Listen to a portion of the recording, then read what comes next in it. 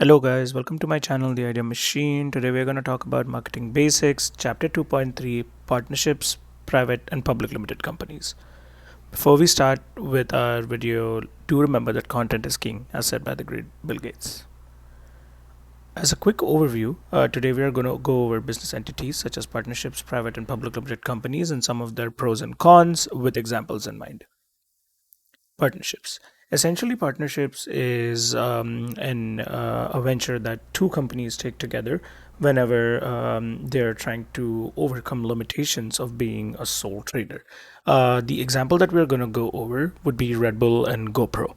Some pros of partnership are that they can help you specialize in different areas and share the decision making. So if you keep Red Bull and GoPro in mind, Red Bull is essentially an experience slash adventure company more than being an energy drink company, and GoPro is someone who markets that adventurous lifestyle. So if they both tie up, they can essentially do wonders in the marketing world.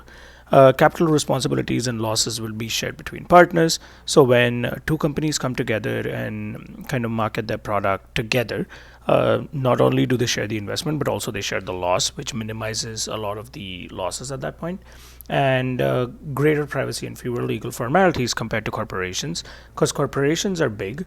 But in a partnership scenario, you can essentially just do this on a project basis, and you don't have to necessarily stay in a long term contract with the company. Some of the cons of the partnership is that unlimited liability for all partners, which essentially means that if Red Bull and GoPro take up a project but it doesn't work well, they will essentially face liability and losses and therefore lack continuity in this. A sole trader will lose decision making independence when they take on partners. Again, what I mean by that is Red Bull has to abide by GoPro's marketing standards and brand guidelines, and vice versa, which essentially limits capabilities for both the partners. And there is inability to raise capital through selling shares because, again, when it's a partnership, it can be project based, it can be product based, it can be service based, and it's not necessarily something that allows you to, sell shares and raise more capital in this scenario. Moving forward, we'll quickly talk about private limited and their pros and cons. Private limited is essentially when a smaller company tries to essentially grow and turns themselves into a private limited to not only attain protection, but also the ability to raise capital from select sources.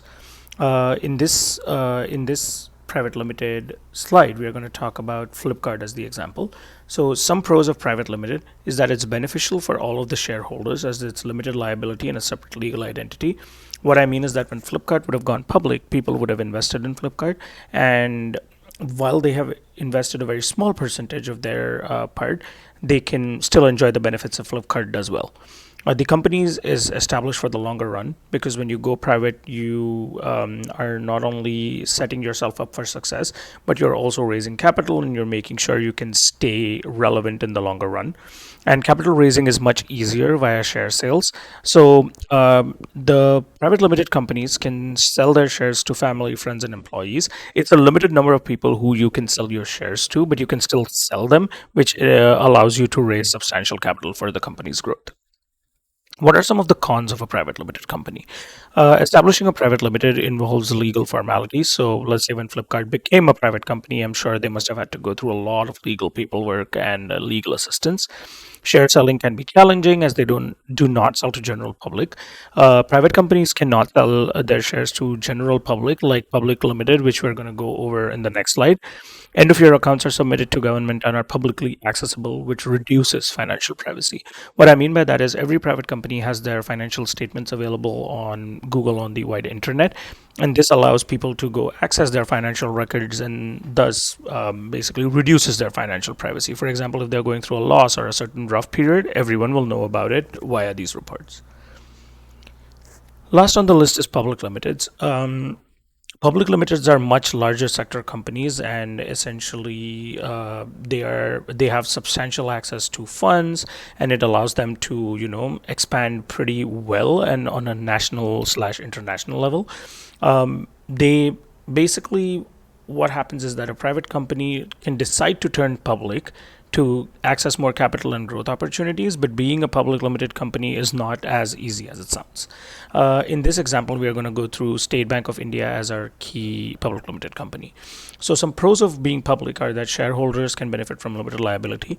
Again, the same as a private limited is that if you put your money into SBI stocks, if SBI grows, you grow too. And if you put a limited amount, you'll still make a substantial profit. The company maintains a separate legal identity, which is essentially SBI in this case, which is a separate entity, unlike private banks. Ease of buying and selling shares encourage investment, which is essentially that because it's a public company, it's available to not only specific friends or employees, but also to the larger market, which encourages people to invest in such stocks. Access to substantial capital through public share offerings. People can pour in money onto SBI, which can help SBI raise a ton of capital and also have that trust factor because it's a public limited company. What are some of the cons of a public limited company? There's tons of legal formalities involved in this. As you know, public limited companies can tap into investments from the general public, so I'm sure the legal formalities and the red tape is way higher than a private limited company. Higher costs may be incurred for consulting services because public limited companies might not have the right resources to, especially for marketing and for all other things that consulting is primarily based on. Legal requirements mandate disclosure of information, whereas all of the info regarding the company has to be disclosed, and which I'm sure SBI does too, as a form of reporting to government entities. Risk of takeover exists due to share being available on stock exchanges.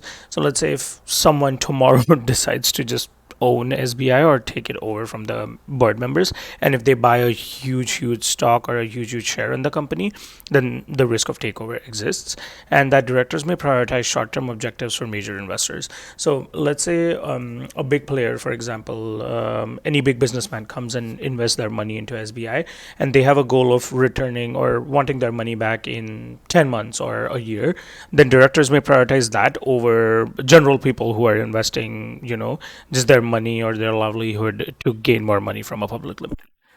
With that, our chapter comes to an end. Thank you so much for watching, and do not forget to like, share, and subscribe. Idea Machine is also available on Instagram and TikTok, so make sure you also check us out there. Thank you so much.